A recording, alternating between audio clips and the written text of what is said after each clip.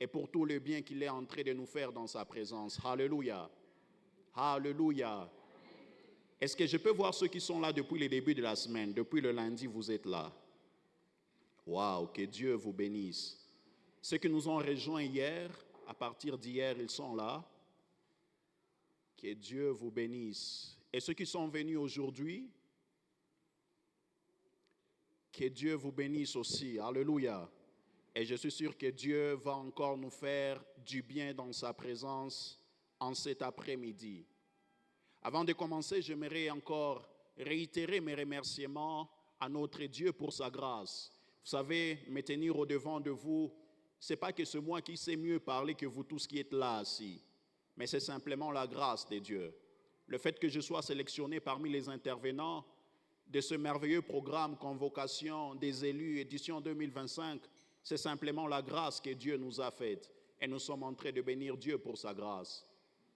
C'est vrai, c'est la grâce de Dieu, mais cela n'a pas été possible si nos pasteurs n'ont pas approuvé tout ce que les comités de la jeunesse, le responsable et tous les comités ont eu à proposer. Mais nous bénissons aussi Dieu pour tous nos pasteurs de la paroisse.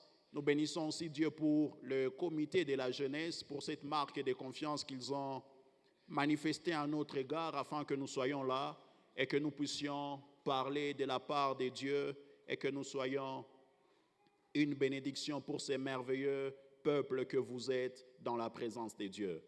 Alléluia.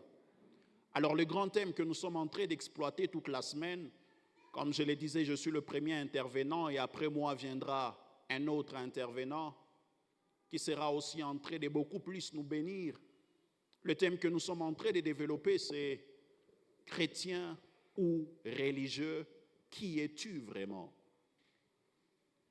Qui es-tu vraiment? Et parmi les objectifs que nous sommes en train de viser à atteindre pendant toute la semaine, nous sommes en train de beaucoup plus chercher à amener à comprendre davantage, à mieux comprendre toutes les réalités autour de la nouvelle naissance, à mieux comprendre quelle est la différence qu'il y a entre le religieux et le chrétien. Cette semaine, pendant que nous serons en train de finir la semaine, nous serons en train de mieux comprendre ces choses. Et c'est là même que nous allons comprendre c'est quoi un chrétien selon que Dieu désire que nous puissions être des chrétiens. C'est quoi un chrétien à la lumière de la parole de Dieu. Alléluia. Et par la grâce de Dieu, nous étions déjà en train d'introduire le premier jour, le lundi, et c'est là que nous étions en train d'essayer de présenter quelques caractéristiques, quelques différences qu'il y a entre un religieux et un chrétien. Nous avons aussi parlé du portrait d'un homme pécheur. Pourquoi parler du portrait de l'homme pécheur? Vous allez comprendre au travers du message d'aujourd'hui. Alléluia. Amen.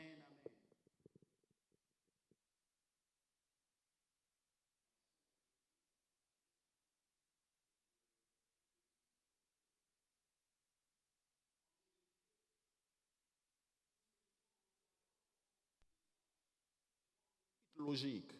Et sûrement aujourd'hui, vous allez comprendre pourquoi le lundi, nous avons commencé à présenter le portrait d'un homme pécheur.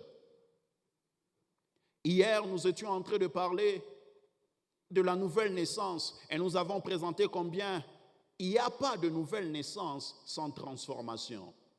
Lorsque tu nous dis que tu es réellement né de nouveau, tu dois aussi être à mesure de nous présenter la transformation que tu as vécue dans ta vie.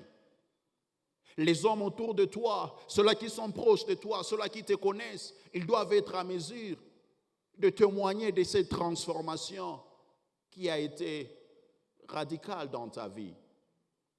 Parce que nous ne pouvons pas prétendre nous convertir, nous ne pouvons pas prétendre naître de nouveau et continuer à mener notre ancienne vie. C'est là que nous avons lu cette portion des Écritures dans 2 Corinthiens, chapitre 5, le verset 17, où la Bible est en train de dire que si quelqu'un est en Christ, il est une nouvelle créature. Les choses anciennes sont passées et voici toutes choses sont devenues nouvelles. Nous avons aussi présenté ce passage de Galates, Galates chapitre 2, le verset 20, où l'apôtre Paul est en train de dire que si je vis, ce n'est plus moi qui vis, mais c'est Christ qui vit en moi. Et c'est là que nous étions en train de comprendre, ces transformations, elles deviennent possibles. Pourquoi? Parce que lorsque nous naissons de nouveau, il n'est plus question de nos propres désirs, de nos propres sentiments, non, non. Mais il est plutôt question de commencer à faire uniquement ce que Jésus-Christ veut que nous puissions faire. Parce qu'il vit en nous et il a besoin que nous puissions le réjouir en accomplissant uniquement ce qui est sa volonté. Alléluia. Et aujourd'hui, notre troisième jour, nous avons encore un autre sous-thème que nous allons aborder. Un sous-thème que nous allons aborder pour aujourd'hui. Et voici le sous-thème que nous serons en train d'aborder en cet après-midi. Nous allons parler des étapes de la nouvelle naissance. C'est ça le sous-thème pour aujourd'hui. Les étapes de la nouvelle naissance. Les étapes de la nouvelle naissance. Alors hier, nous étions en train de présenter ce qu'est la nouvelle naissance. Hier, on a essayé de présenter ce qu'elle n'est pas, mais aussi on a présenté ce qu'elle est réellement. Et je crois par la grâce de Dieu, ça a essayé d'ôter quelques confusions que certains avaient peut-être dans leur tête, un peu comme Nicodème. Nicodème, cet homme qui n'a pas compris lorsque Christ lui disait, il faut que vous naissiez de nouveau pour espérer voir le royaume des cieux. Chose que Nicodème n'avait pas compris. Mais heureusement, par la grâce de Dieu, hier, nous avons eu suffisamment du temps pour parler par rapport à la nouvelle naissance. Et je crois, par la grâce de Dieu, nous avons compris la pensée du Seigneur. Alléluia. Alors pour aujourd'hui, voici les portions des Écritures que nous serons en train d'exploiter. Nous allons lire dans Romains chapitre 10, l'épître de Paul aux Romains, Romains chapitre 10, le verset 9 et le verset 10, mais nous allons aussi lire le verset 14.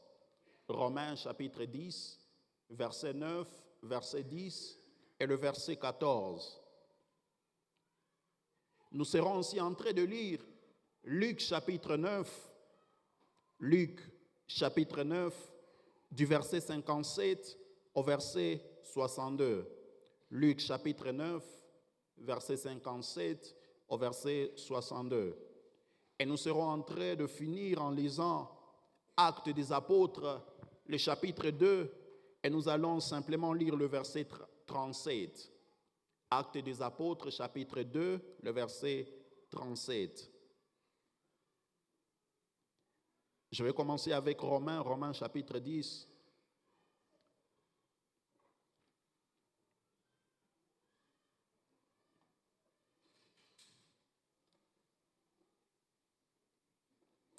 Et si nous avons trouvé dans nos Bibles, et je vais conduire la lecture au nom de Jésus-Christ.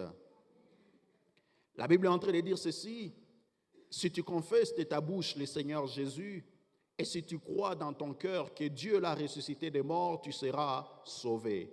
Car c'est en croyant du cœur qu'on parvient à la justice, et c'est en confessant de la bouche qu'on parvient au salut selon ce que dit l'Écriture.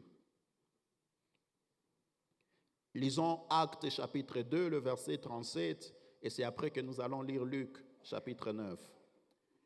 Je disais, nous allons lire aussi le verset 14 de Romains chapitre 10. Le verset 14, écoutons ce que la Bible est en train de nous dire. Je le lis dans la version parole vivante. La Bible est en train de dire ceci: mais comment s'adresser au Seigneur si on ne croit pas en lui?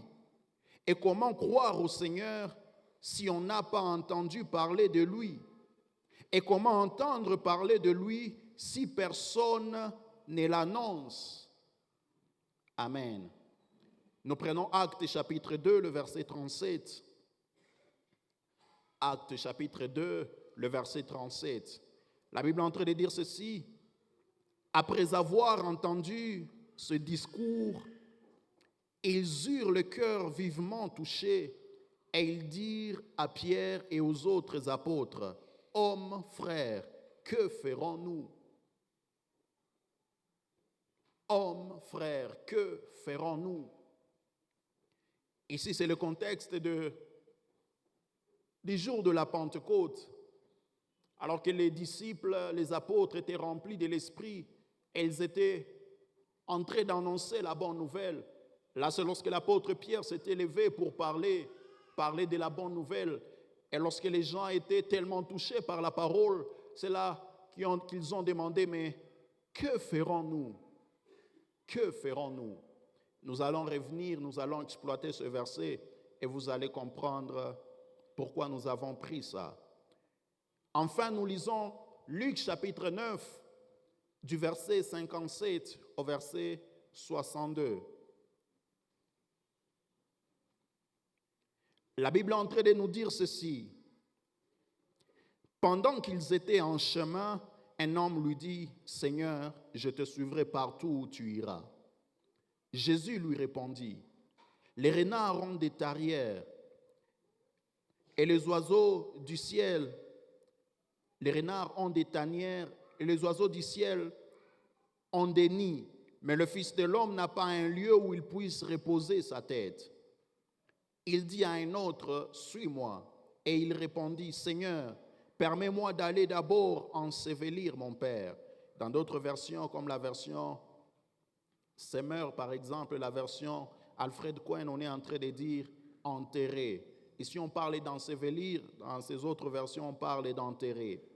Verset 60, « Mais Jésus lui dit, « Laisse les morts ensevelir leurs morts, et toi, va annoncer le royaume des dieux. » Un autre dit, « Je te suivrai, Seigneur, mais permets-moi d'aller d'abord prendre congé de ceux de ma maison. » Jésus lui répondit, « Quiconque met la main à la charrue et regarde en arrière n'est pas propre au royaume de Dieu.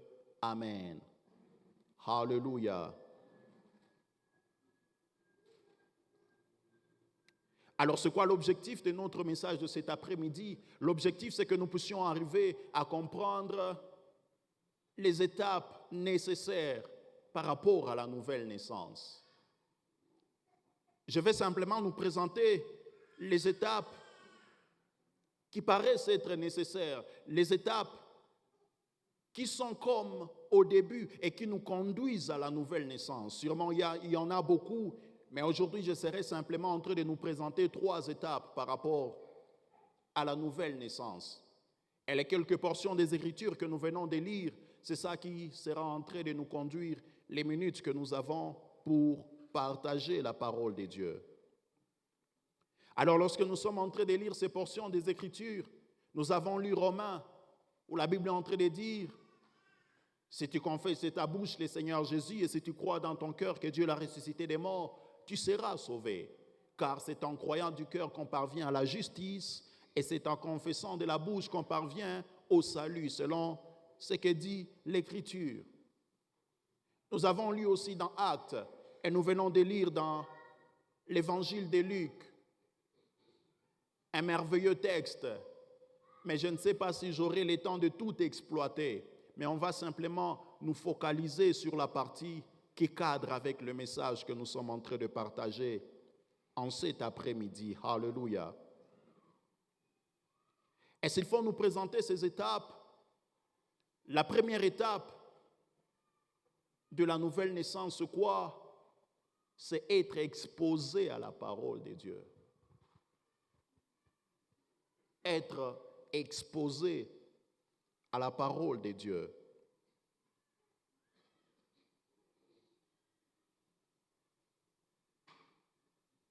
Lorsque nous étions en train de lire dans Romains chapitre 10, le verset 14, c'est là que l'apôtre Paul est en train de dire comment croire au Seigneur Jésus-Christ, comment nous adresser à lui si nous ne croyons pas en lui.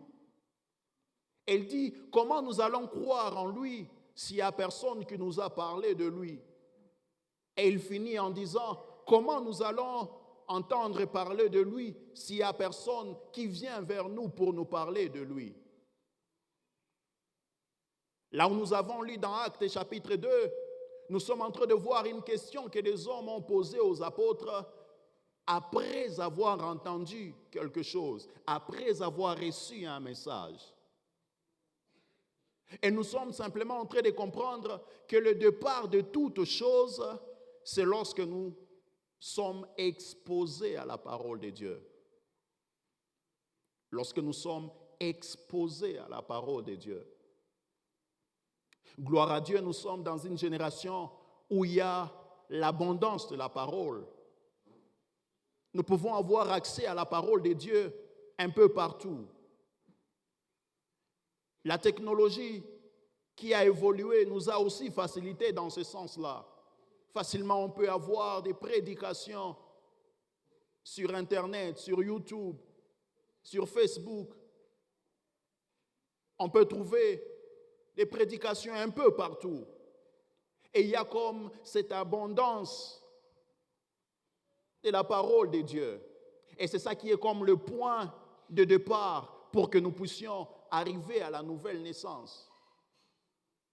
Parce que tu ne peux pas y arriver si tu n'as pas d'abord été exposé à la parole de Dieu.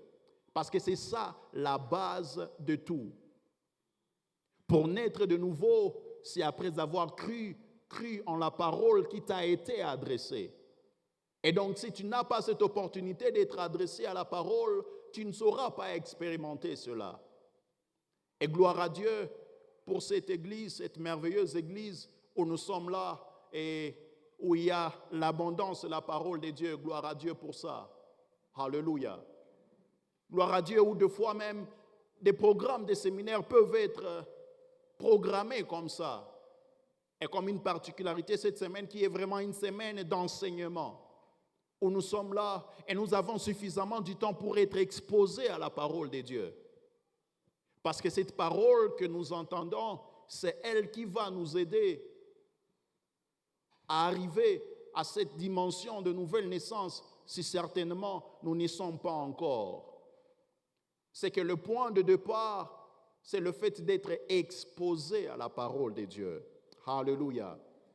Le fait d'être exposé à la parole de Dieu. Alors tu as raison, tu as intérêt d'être présent à toutes les fois qu'il y a des programmes dans notre paroisse, dans notre église. Tu as raison d'être là et de ne pas manquer. Parce que cette parole à laquelle tu t'exposes, c'est elle qui amènera ta vie là où Dieu veut que ta vie puisse arriver. Alléluia. C'est elle qui va t'aider à arriver là où Dieu veut que tu puisses réellement arriver. Après ce premier élément, ou soit cette première étape qui est le fait d'être exposé à la parole de Dieu, voici la deuxième étape. La deuxième étape, c'est rentrer en soi-même. Rentrer en soi-même. Rentrer en soi-même. La parole de Dieu à laquelle nous sommes exposés, c'est elle qui nous amène à prendre conscience de tout ce qui est état de notre vie. Et lorsque nous avons pris conscience, c'est là que nous sommes appelés à rentrer en nous-mêmes. Comme je le disais, c'est là que nous allons comprendre pourquoi le premier jour, nous avons essayé de présenter le portrait de l'homme pécheur. Pourquoi nous avons parlé de l'homme pécheur. Et c'est là que j'étais en train de nous montrer combien l'homme pécheur, il a la nature pécheresse. Et parce qu'il a la nature pécheresse, c'est là que vous le voyez commettre le péché aussi facilement. C'est là que vous voyez certaines personnes, déjà dès le bas âge, il est en train de commettre des choses pas bien. Pas parce que quelqu'un lui a appris ça, non, non. Mais simplement parce qu'il a en lui la nature pécheresse, cette nature qui est en train de le conduire à faire le mal. Et c'est là que nous avons présenté aussi que l'homme pécheur, sa vie, c'est la vie de péché. Il se plaint à demeurer dans la vie de péché. Le péché, c'est au fait ça, sa vie normale, sa vie de tous les jours. Pourquoi? Parce que, comme la Bible est en train de le dire, c'est un homme pécheur. Nous étions aussi en train de dire un homme pécheur. La Bible est en train de l'appeler aussi un homme animal. Dans d'autres versions, on est en train de parler d'homme naturel.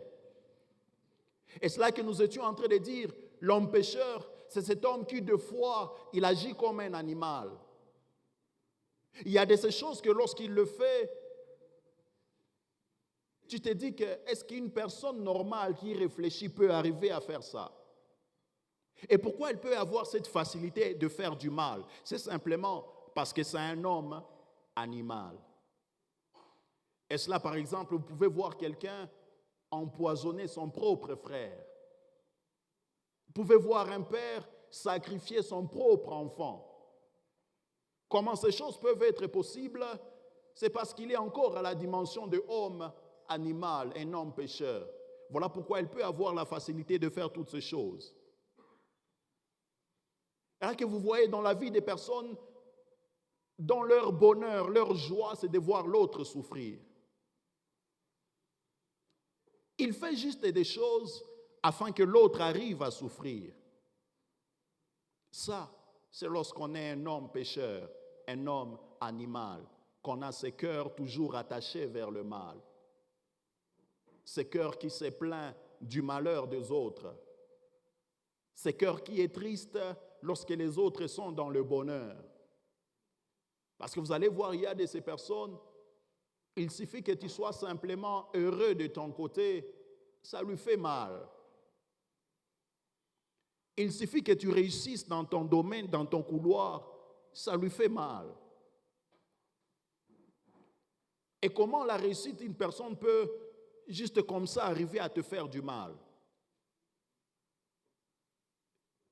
C'est lorsqu'on est en train de vivre et on est en train de faire des choses comme un animal, un homme animal. C'est là que c'est très facile de vivre comme ça. Et c'est là, lorsque nous étions en train de présenter le portrait de l'homme pécheur, c'est là que nous avons aussi présenté une autre catégorie de pécheurs. Ces personnes-là qui sont nées dans l'Église, ces personnes qui ont grandi dans des familles chrétiennes. Et vous allez voir, le plus souvent, ce sont des personnes qui pensent que parce que je suis né dans une famille chrétienne, donc moi aussi je suis né de nouveau. Nous avons vu que le fait de naître dans une famille chrétienne ne veut pas dire que tu es né de nouveau. Le fait même de servir ne veut pas dire que tu es né de nouveau. Et hier, nous étions en train d'expliquer combien naître de nouveau, c'est une décision personnelle que l'on prend. Après que l'on soit conscient de sa situation, après que l'on soit conscient de ses limites et qu'on a besoin d'aller au-delà des limites de nos vies. Alléluia. Nous avons présenté, et c'est là que nous avons dit, nous tous, parce que nous naissons humains, nous naissons étant pécheurs. Personne n'est né étant enfant de Dieu.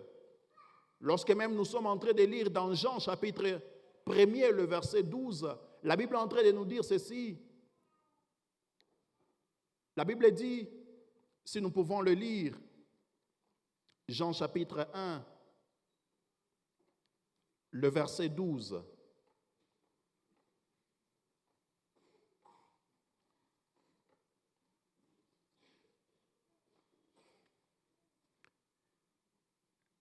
La Bible est en train de dire ceci, mais à tous ceux qui l'ont reçu, à ceux qui croient en son nom, il leur a donné le pouvoir de devenir enfants de Dieu. À tous ceux qui l'ont reçu, à ceux qui croient en son nom, il leur a donné le pouvoir de devenir enfants de Dieu. Pour dire que nous ne naissons pas étant des enfants de Dieu, mais nous devenons des enfants de Dieu. Nous tous, lorsque nous naissons étant des pécheurs. Alléluia. Nous naissons étant des pécheurs. Mais nous devenons des enfants de Dieu, c'est au travers de la nouvelle naissance. C'est au travers de la nouvelle naissance que nous devenons des enfants de Dieu. Et c'est là que nous avons présenté ce portrait de l'homme pécheur. Et la deuxième étape que nous venons de présenter, nous sommes en train de dire, il faut rentrer en soi-même. J'ai mis une parabole dans la Bible, dans Luc chapitre 15, à partir du 11e verset, je crois, jusque vers le verset 33, comme ça. Là, on est en train de nous présenter la parabole de l'enfant prodigue.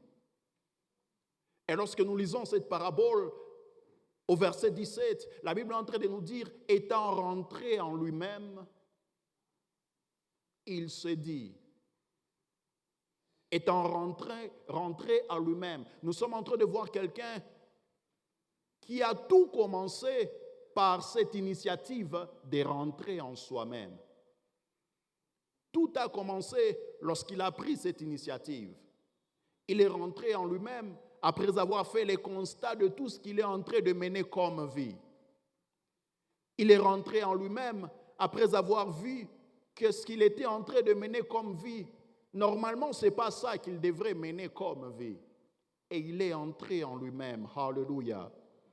Il est rentré en lui-même. Pourquoi nous devons rentrer en nous-mêmes? Nous devons rentrer en nous-mêmes pour arriver à détecter les problèmes auxquels nous faisons face. Parce que si tu n'arrives pas à rentrer en toi-même, tu ne vas pas détecter quel genre de problème tu as. Tu ne vas pas réaliser le défi que tu as, le défi auquel tu fais face.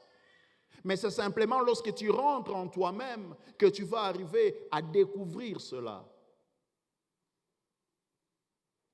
Et vous allez voir, il y a de ces personnes qui vivent et qui semblent vivre de manière normale, aussi longtemps qu'ils n'ont pas détecté qu'il y a un problème dans leur propre vie.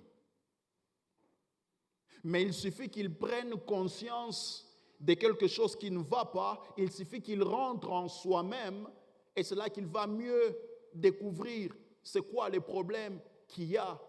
Parce que lorsque nous découvrons le problème, c'est là que nous allons alors exprimer le besoin de trouver une solution. Tu ne peux pas chercher une solution aussi longtemps que tu ne réalises pas que tu as un problème. Alléluia. C'est seulement quelqu'un qui est conscient qu'il a un problème, qui cherche la solution à son problème. Et pour découvrir le problème auquel tu fais face, c'est lorsque tu vas prendre la résolution de rentrer en toi-même. La résolution de rentrer en toi-même. Lorsque tu vas être là, toi-même tu observes ta vie, tu essayes un peu de voir c'est à quoi tu fais face. Tu essaies un peu d'évaluer ta propre vie et tu te dis, mais il y a telle situation auquel je fais face. Il y a tel comportement que j'ai difficile à abandonner dans ma vie. Malgré tous les efforts que j'ai fournis pour abandonner ça, mais je n'y suis pas arrivé. Et c'est là que tu vas chercher vraiment la solution. Parce que tu vas te dire, il faut que je quitte ce problème ici. Il faut que je quitte ce problème. C'est que le changement ne peut pas partir si tu ne réalises pas quel genre de problème tu as dans ta vie. Alléluia. Et lorsque tu as pris conscience de ce qu'il y a comme problème dans ta propre vie, c'est là même que ça va t'aider à détecter quelle est la gravité ou soit l'ampleur de ce problème-là dans ta vie. Ça va t'aider à comprendre l'ampleur de ce problème qu'il y a dans ta vie. Et vous allez voir, si même nous pouvons prendre l'exemple avec la maladie, il y a de ces personnes qui vivent normalement aussi longtemps qu'il n'a pas pris conscience qu'il a une certaine maladie dans son corps. Voilà pourquoi vous allez voir, il y a de ces personnes qui vous disent que lui n'aime pas vraiment aller à l'hôpital. Bon, et surtout avec notre culture, avec notre contexte, nous ne sommes pas vraiment trop habitués à faire le check-up du corps pour essayer un peu de voir tout ce qu'il y a comme problème dans le corps. Nous allons seulement à l'hôpital lorsque nous sentons que ça ne va pas. Alors qu'il y a d'autres personnes qui y vont régulièrement. Et vous allez voir, il y a de ces personnes qui vous disent, moi, je ne veux pas aller à l'hôpital parce que si j'y allais, on va me dire que j'ai telle maladie et ça risque de me déstabiliser. Et vous allez voir, il y a de ces personnes, simplement en prenant conscience de la maladie qu'il y a dans son corps, déjà sa situation s'aggrave. Déjà, la situation s'aggrave. Pourquoi? Parce qu'il a simplement pris conscience de telles maladies dans sa vie.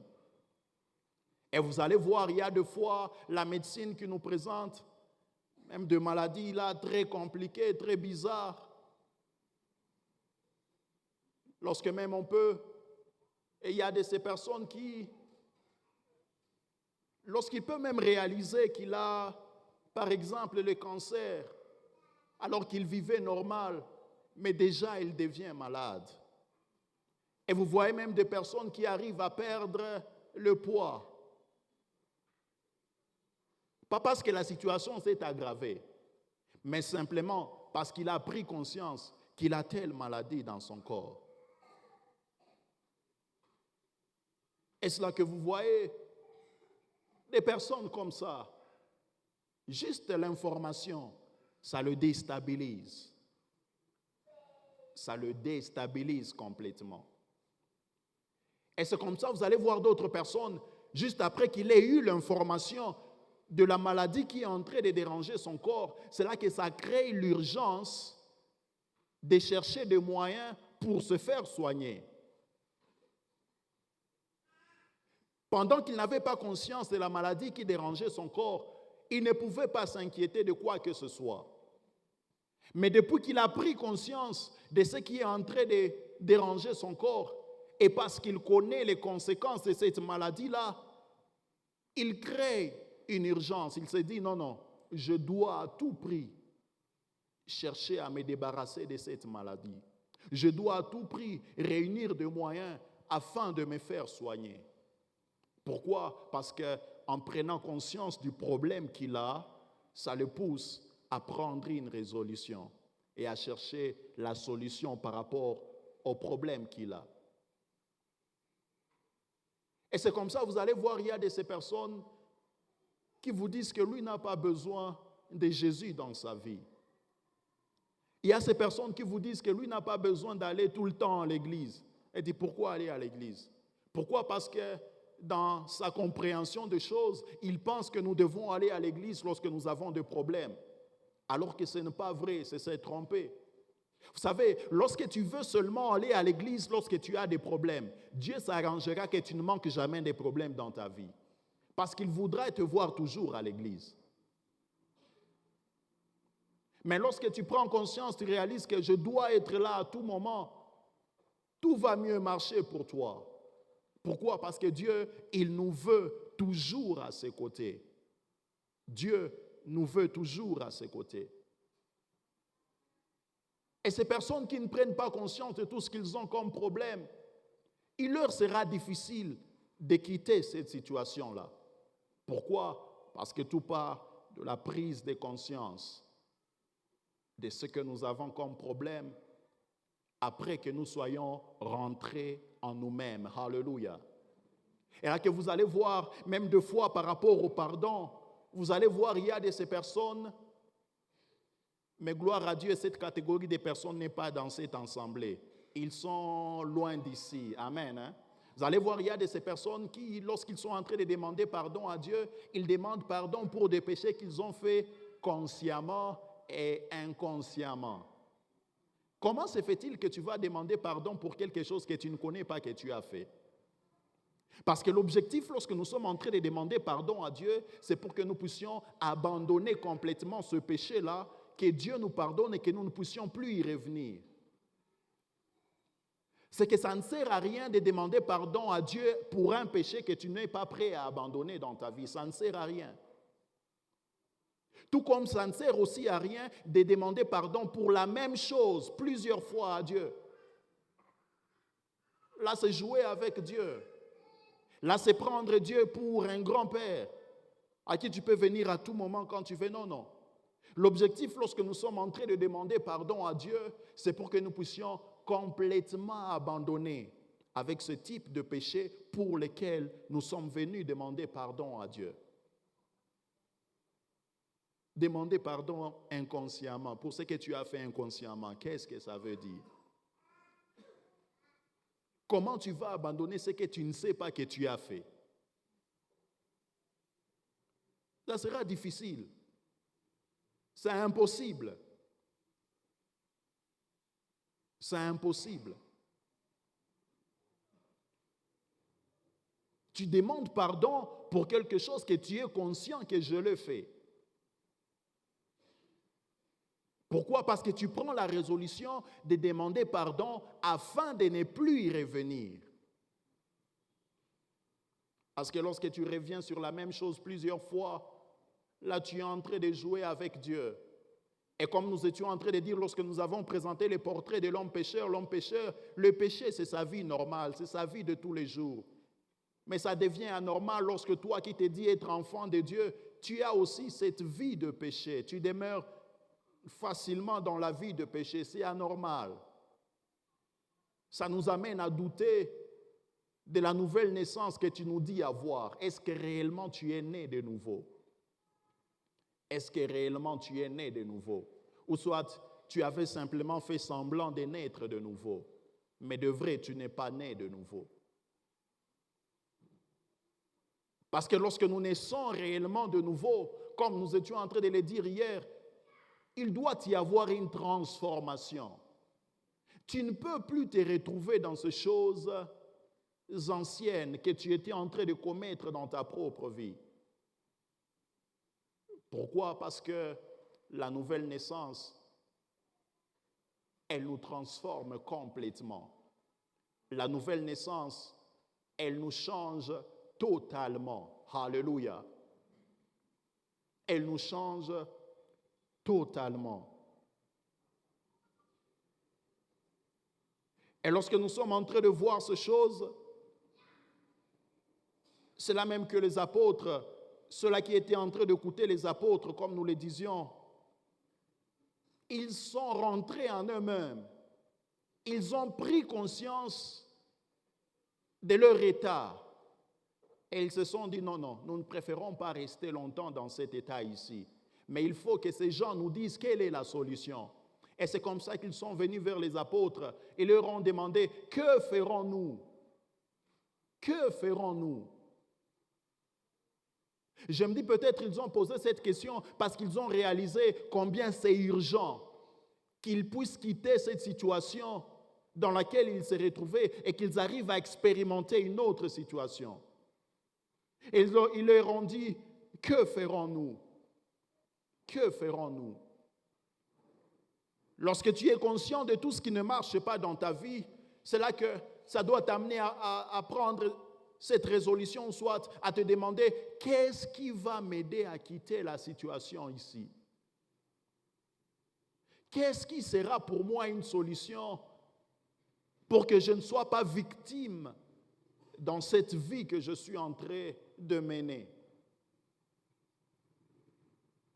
Et c'est lorsque tu te poses cette question dedans de toi, c'est là même que ça doit te conduire à la troisième étape. Et voici la troisième étape que nous avons.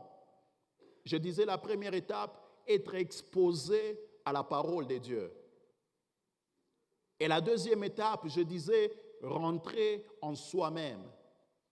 Et voici la troisième étape, prendre une décision. Prendre une décision.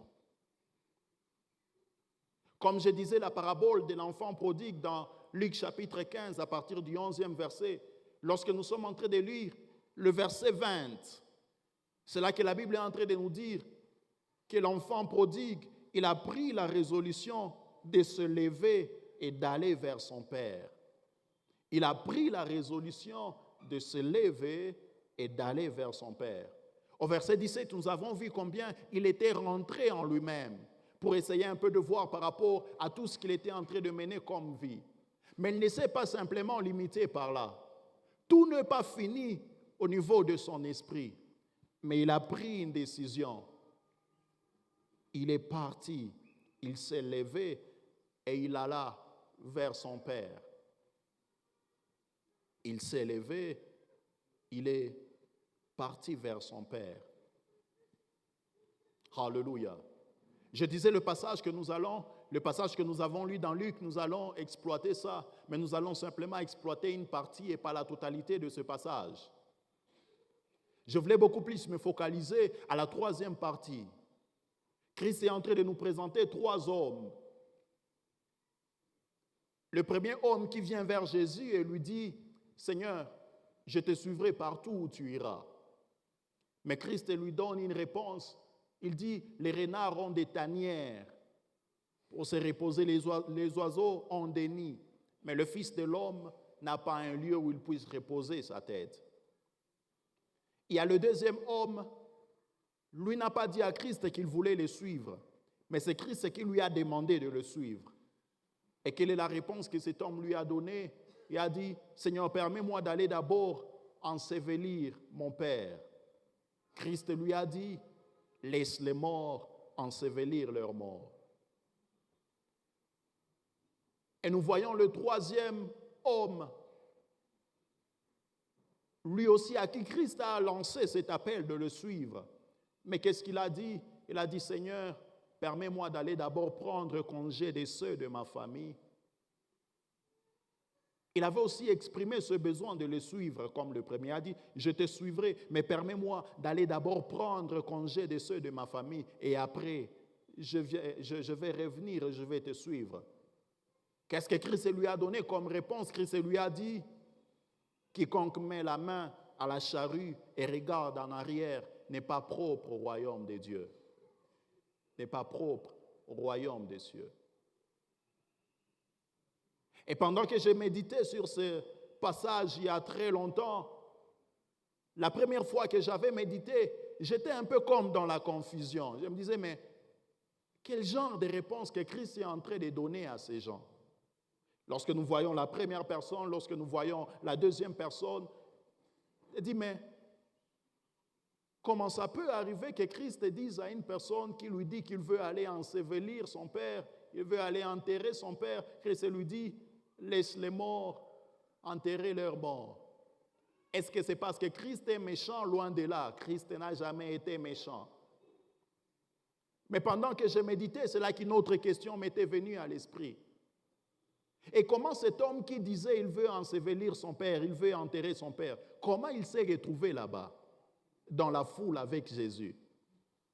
Parce que normalement, quelqu'un qui est endeuillé, quelqu'un qui a perdu son père, le plus souvent, là où il se retrouve, c'est dans les lieux de deuil. Mais cette personne, comment tu dis que tu es endeuillé, mais tu es là dans la foule en train de suivre Jésus? Et lorsque nous sommes en train de voir la réponse de Jésus, c'est là que nous sommes simplement en train de comprendre que cet homme était en train de chercher à mentir à Jésus. Et c'est là qu'il a présenté juste une justification afin de s'échapper. Heureusement, qui est cet homme qui peut arriver à mentir à Dieu? Qui est cet homme qui peut arriver à mentir au Seigneur Jésus? Aucun homme ne peut mentir Dieu. La Bible est même en train de nous présenter l'histoire d'Ananias et Saphira qui voulaient mentir et comme conséquence, la mort les a frappés. Cet homme aussi voulait mentir. Parce que je me dis, s'il était réellement éprouvé, il n'allait pas se retrouver dans la foule. Mais il serait aux côtés des siens en train de pleurer avec eux. Il a juste cherché une justification pour essayer de s'échapper de Jésus. Et nous sommes en train de voir le troisième homme qui a aussi exprimé le besoin de suivre Jésus. Mais il a dit, je te suivrai, mais permets-moi d'aller d'abord prendre congé de ceux de ma famille. Et voici la réponse de Christ. Il lui a dit, quiconque met la main à la charrue et regarde en arrière n'est pas propre au royaume des cieux. Qu'est-ce que Christ voulait nous amener à comprendre? Christ voulait nous amener à comprendre ceci. Avoir les bonnes résolutions, c'est bon. Avoir en nous les décisions d'échanger, c'est bon. Avoir en nous les résolutions de marcher dans le voie du Seigneur, c'est bon. Mais c'est plus mieux lorsque nous ne nous limitons pas simplement à avoir des bonnes résolutions dans nos cœurs, mais lorsque nous prenons la décision d'agir en fonction des résolutions qu'il y a au-dedans de nous. Alléluia. D'agir en fonction de tout ce que nous avons comme résolution. Parce que vous allez voir, il y a beaucoup de personnes qui ont de très bonnes résolutions dans leur cœur. Mais malheureusement, ces bonnes résolutions sont simplement restées au niveau de leur cœur. Elles ne se sont pas décidées de commencer d'agir. Aussi longtemps que tu ne prends pas la responsabilité, ou soit la résolution d'agir, rien ne pourra changer. L'enfant prodigue, il est rentré en lui-même, c'est bon. Mais aussi longtemps qu'il ne s'était pas levé pour aller vers son père, sa situation n'allait pas changer. Alléluia. Sa situation allait rester telle qu'elle. Pourquoi? Parce qu'il aurait fait la moitié des choses. simplement rentrer en soi-même et ne pas prendre la décision de s'élever et d'aller, de s'élever et d'agir. Et c'est comme ça, nous avons besoin d'agir. Nous avons besoin d'agir. Et lorsque nous prenons la résolution d'agir, ne soyons pas comme certains qui veulent toujours mettre à des mains les bonnes résolutions qu'ils peuvent prendre aujourd'hui. Ce qu'on appelle la procrastination. Et tout ça, vous allez voir, c'est la stratégie du diable parce qu'il sait que si tu prenais ces bonnes résolutions, ta vie va changer. Alors qu'est-ce que le diable fait? Il t'embrie et il t'amène à te dire que je peux même prendre la décision demain. Je vais prendre la décision demain. Et c'est comme ça, vous allez voir, par exemple, je suis sûr qu'il y a des personnes dans ces lieux qui se disent, oui, c'est vrai, on nous a prêché depuis le lundi. Hier, mardi, on nous a aussi prêché, mais je vais prendre une très bonne résolution après la fin de toute la semaine. Lorsqu'on va finir cette convocation des élus, c'est là que je vais alors prendre la résolution d'échanger. Laisse-moi te dire, le temps que tu as, c'est maintenant. Le temps qui est favorable pour toi pour prendre cette bonne résolution, c'est maintenant. Ne cherche pas à ramener ça à plus tard. Parce que ce n'est pas en vain que Dieu a permis que tu puisses entendre ces choses. Ce n'est pas en vain que Dieu a permis que tu sois aussi là présent et que tu entendes cette parole que nous sommes en train de t'adresser. Ne ramène pas les très bonnes décisions à plus tard. Ne ramène pas les très bonnes résolutions à plus tard. Parce que vous allez voir, il y a de ces personnes qui vous disent que moi je commencerai à mettre en pratique la parole de Dieu lorsque je n'aurai plus de problèmes dans ma vie. Peut-être tu te dis que je suis encore élève, je suis encore étudiant, je prendrai les très bonnes résolutions lorsque je vais finir mes études, lorsque je serai aussi en train de commencer à travailler. Tu es en train de te tromper. Qui te dit qu'à ce temps-là, tu auras cette facilité de prendre de très bonnes résolutions? Alléluia. Le temps que tu as, c'est maintenant. Le temps que tu as, c'est maintenant. Et c'est quoi la bonne résolution que tu puisses prendre dans ta vie? C'est celle de te dire, par rapport à toutes les limitations de ma vie, je fais appel au Seigneur. Je fais appel au Seigneur afin qu'il puisse me faciliter, afin qu'il m'amène à être en mesure de surmonter tout ce qu'il y a comme défi auquel je fais face dans ma propre vie. La bonne résolution, tu te dis, je ne veux pas changer plus tard, mais je veux changer maintenant. Je veux changer maintenant. La Bible est en train de dire, dans Éphésiens chapitre 5, le verset 16, la Bible dit, rachetez les temps car les jours sont mauvais. Rachetez les temps car les jours sont mauvais. Et les très bonnes résolutions que tu peux vouloir prendre dans ta vie, je t'exhorte à ne pas le ramener à plus tard, mais ramène-les au temps qui est disponible pour toi, à ce temps-là que tu as. Ne tombe pas dans le piège du diable où il cherchera à t'amener à te dire, mais je peux abandonner ce péché plus tard.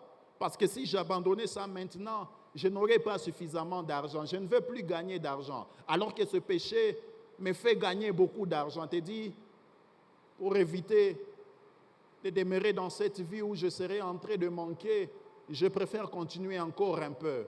Continuer un peu, et là j'aurai peut-être le temps de maximiser, d'avoir suffisamment, et c'est après que je pourrai abandonner.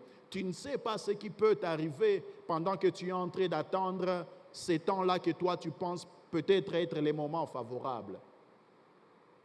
Mais les temps que tu as, c'est maintenant. Vous allez voir, il y a de ces personnes qui ont toujours eu de très bonnes résolutions, mais qui sont restées dans leur cœur. Et c'est comme ça, par exemple, vous allez voir, il y a de ces personnes, vers les débuts de l'année, ils prennent des bonnes résolutions. Il y a de ces personnes qui vous disent, cette fois-ci, en cette année qui commence, je vais aussi finir ma Bible du début à la fin. Cette fois-ci, en cette année qui commence, je ne veux pas manquer au programme de l'Église. Mais aujourd'hui, n'est-ce pas que nous sommes déjà en octobre? Si tu lui demandais par rapport à ce que tu avais pris comme résolution, où est-ce que tu en es maintenant? Allez voir, il y a certains qui se sont découragés à Genèse chapitre 3. C'est là qu'il s'est arrêté. C'est là qu'il s'est arrêté. Parce qu'il ne voulait pas persévérer dans sa bonne résolution. Oui, rentrer en soi-même pour voir ce qui ne marche pas, c'est bon. Mais au-delà de ça, prends aussi de très bonnes résolutions. Prends aussi de très bonnes résolutions. Peut-être que tu es déjà né de nouveau, oui, mais il y a encore comme une faiblesse dans ta vie. Quelque chose que tu arrives à faire de manière normale, comme lorsque tu étais encore pécheur. Je te propose aujourd'hui de renouveler encore ton engagement avec le Seigneur. Et il pourra te faire grâce. Si tu es là et peut-être tu n'as jamais pris cette résolution de faire de Christ le Seigneur et le Sauveur personnel de ta vie, je t'exhorte à prendre cette bonne résolution ce soir. N'attends pas demain, n'attends pas la fin de la semaine, mais prends la bonne résolution aujourd'hui. Prends cette bonne résolution aujourd'hui. Alléluia. Oui, tu as déjà vu peut-être toi aussi que cette situation te dérange, que cette situation, lorsque tu vois ta propre vie, toi-même tu n'es pas fier de toi. Toi-même tu n'es pas fier de toi, mais tu fais juste semblant. Mais aujourd'hui, je te propose de prendre cette très bonne résolution, de marcher avec le Seigneur, de marcher avec lui. Parce qu'il est celui qui se charge de toutes nos faiblesses. Il est celui en qui nous puisons la force qu'il faut afin de surmonter tout ce qui était comme défi dans nos propres vies. C'est en lui que nous avons ce pouvoir, c'est en lui que nous avons cette autorité pour arriver à surmonter tout ce qui est désir de la chair, tout ce qui est œuvre de l'ennemi. Et lorsque nous serons entrés de prendre en considération ces trois étapes importantes pour la nouvelle naissance, certainement nous allons expérimenter cela et nous allons commencer un parcours avec le Seigneur. Nous allons commencer un parcours avec le Seigneur. Ou soit si nous avions déjà commencé ce parcours avec lui, mais nous allons prendre une autre allure, un autre virage. Pourquoi? Parce qu'il ne sera plus question de continuer à demeurer dans ces mêmes faiblesses qui ont bouleversé nos vies, mais il sera plutôt question de prendre une autre tournure et de vivre pleinement pour le Seigneur. Et de vivre pleinement pour le Seigneur. Pleinement pour le Seigneur. Parce que parmi les objectifs que nous avons en cette semaine, c'est que nous puissions arriver même à revoir comment nous vivons notre chrétienté. À revoir, est-ce que je suis encore à la dimension des religieux ou soit je suis vraiment chrétien. Et si je me disais je suis chrétien, est-ce que réellement je suis en train de mener ma vie comme le Seigneur veut que je puisse vivre? Vous savez, nous ne sommes pas chrétiens parce que nous venons à l'église tous les jours. Non, non. Nous ne sommes pas chrétiens parce que nous portons des habits où il y a des messages chrétiens. Non, non. Nous ne sommes pas chrétiens parce que nous donnons régulièrement nos offrandes à l'église. Non, non. Mais nous sommes chrétiens lorsque nous menons une vie qui est semblable à la vie de Christ. La Bible est en train de nous parler des apôtres. La Bible dit que ce fut à Antioche que pour la première fois les apôtres furent appelés des chrétiens. Ces filles à Antioche que pour la première fois, ils ont été appelés des chrétiens. Et remarquez le contexte dans lequel ils ont été appelés chrétiens. On a vu, c'était des hommes qui étaient en train de mener la vie semblable à la vie de leur maître Jésus-Christ. Leur maître qui était déjà mort, ressuscité et monté au ciel. Et lorsque les gens les ont vus, les habitants d'Antioche les ont vus, ils ont dit que certainement ce sont des chrétiens. Ce n'était pas eux qui se sont collés ce nom, les disciples de Jésus, non, non. Ce n'était pas eux qui s'étaient collés ce nom, mais c'est plutôt les autres qui, lorsqu'ils ont vu leur manière de faire, leur manière de vivre, ils leur ont donné ce nom de chrétiens. Mais malheureusement, aujourd'hui, tout celui qui va à l'église, il s'appelle chrétien. Non, non, ce n'est pas le fait de venir à l'église qui fait de toi chrétien. Mais tu es chrétien lorsque ta conduite, lorsque ta vie est semblable à la vie de Christ. Et tu ne sauras pas mener une vie qui est semblable à la vie de Christ aussi longtemps que tu n'as pas pris la résolution de le recevoir comme Seigneur et Sauveur personnel de ta vie. Soit la résolution de naître de nouveau. C'est après que tu aies pris cette résolution que facilement tu peux arriver à mener la vie de Christ. Pourquoi? Parce qu'il est déjà en toi et c'est là qu'il va t'aider afin que tu puisses y arriver. Il va t'aider et tu vas y arriver. Et pendant que je suis en train de finir, j'aimerais que nous puissions prier. Nous allons courber nos têtes dans la prière et je vais lancer un appel. Depuis les premiers jours, lorsque j'étais en train d'introduire, c'est là que j'étais en train de dire que mon message ne s'adresse pas à ton voisin, mais c'est pour toi que je suis venu. C'est pour toi que le Seigneur a voulu que je sois là. Voilà pourquoi tu n'as pas besoin de prendre une décision en fonction du voisin, non, non. Mais prends plutôt une décision en fonction de toi-même. Prends plutôt une résolution pour ton propre bien.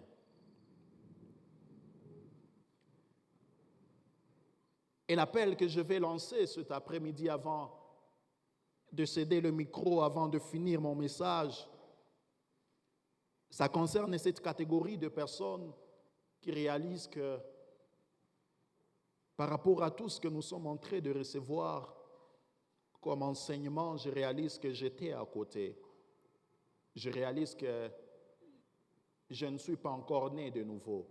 Parce que ce que j'ai pensé, en réalité, ce n'est pas ça. Et je vais prendre cette bonne résolution de naître de nouveau. Je vais prendre cette bonne résolution d'expérimenter la nouvelle naissance.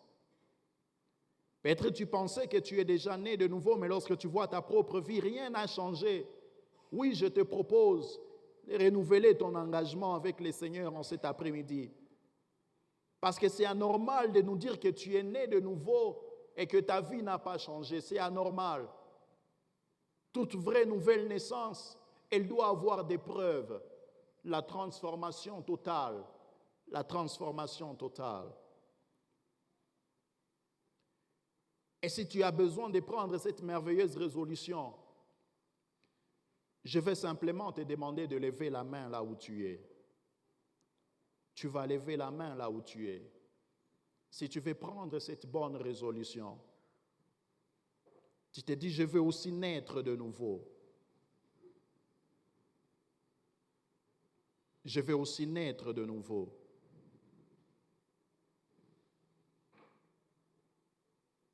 Tu vas simplement lever la main là où tu es assis. Simplement lever la main là où tu es assis. Oui, la bonne résolution ne ramène pas ça à plus tard. Ne ramène pas ça à plus tard. Le temps précieux que le Seigneur t'offre, c'est maintenant. Alors tu as intérêt à prendre la très bonne résolution aujourd'hui. Aujourd'hui et maintenant. Aujourd'hui et maintenant. Et si réellement tu es conscient que tu as déjà pris cette bonne résolution de naître de nouveau, Mais tu es conscient qu'il y a comme un parcours qui n'a pas changé dans ta vie. Tu es resté la même personne. Tu vas aussi lever ta main. Et ensemble, nous serons en train de prier avec toi. Ensemble, nous allons prier. Et Dieu va te faire grâce. Merci pour les mains qui s'élèvent déjà. Merci pour deux mains qui se lèvent. Merci pour deux mains qui se lèvent. Vous n'allez pas regretter cette très bonne résolution que vous prenez en ce jour. Et le Seigneur est tellement disponible, tellement disposé pour vous aider à aller plus loin. Pour vous aider à aller plus loin. À aller plus loin avec lui.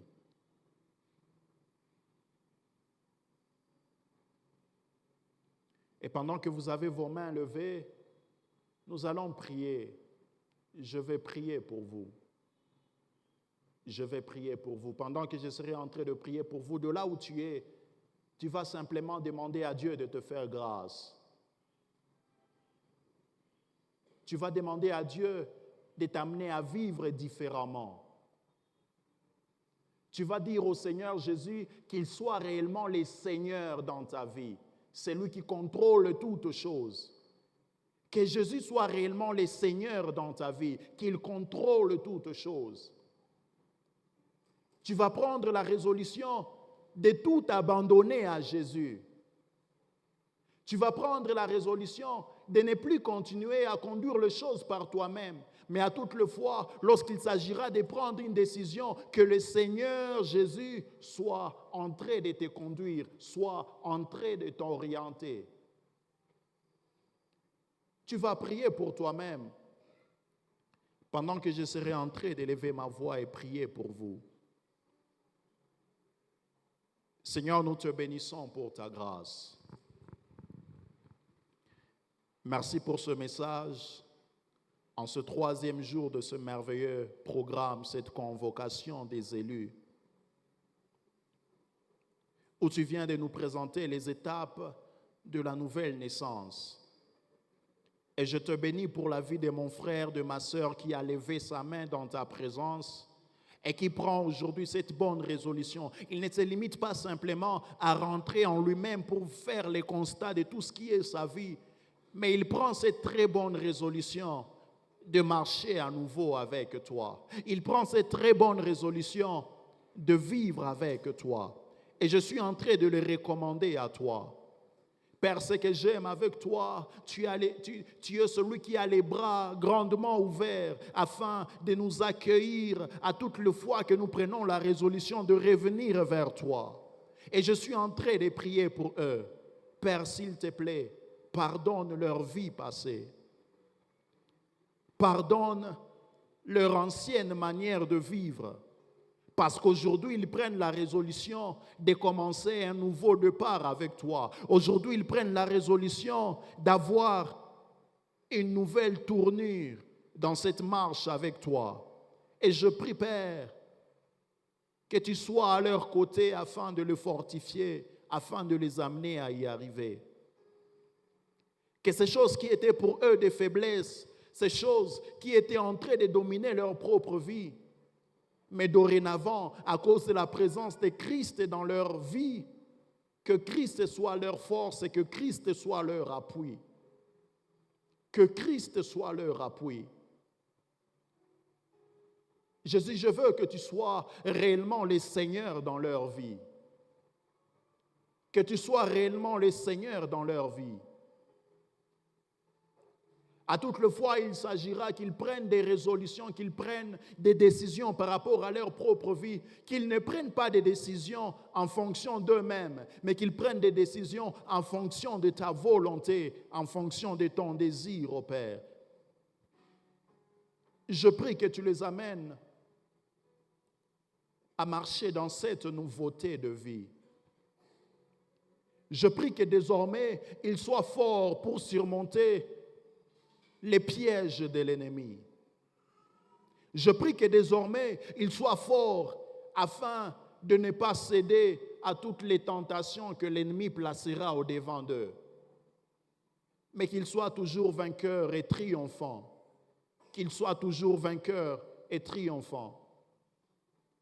Jésus, je prie que tu prennes totalement ta place dans leur vie, que tu sois réellement les chauffeurs de leur vie, que tu prennes le volant et que tu sois en train de conduire toutes choses comme tu veux que cela soit conduit.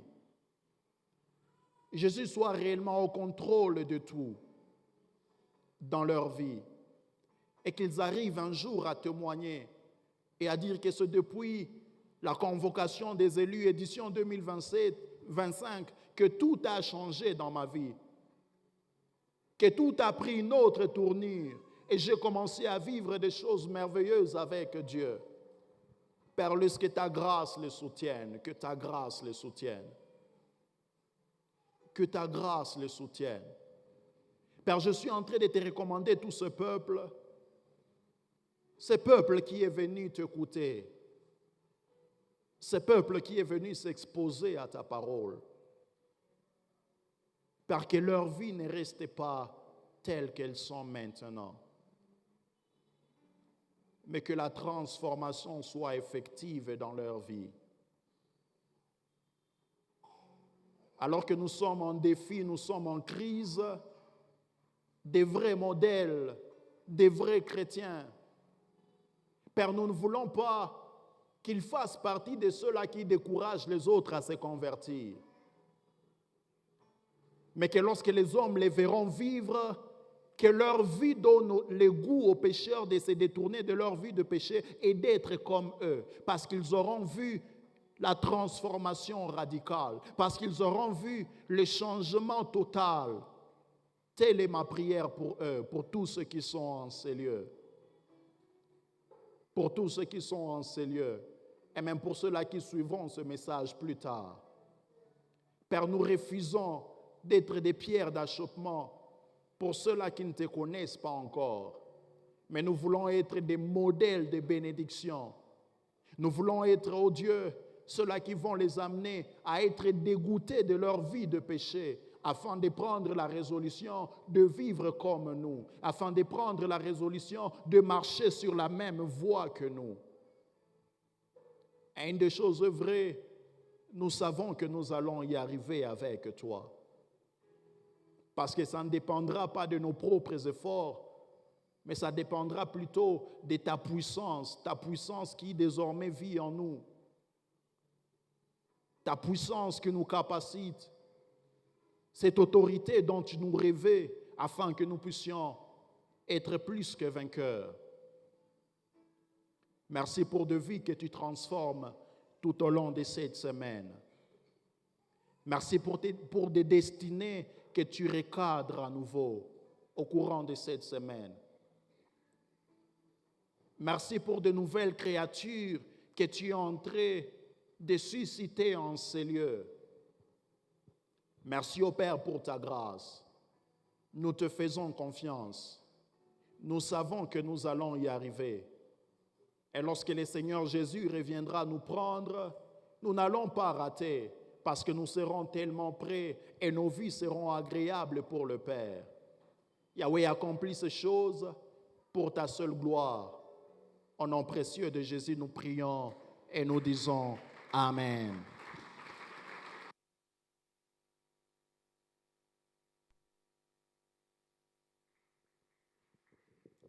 Gloire à Jésus. Que nos vies puissent donner du goût aux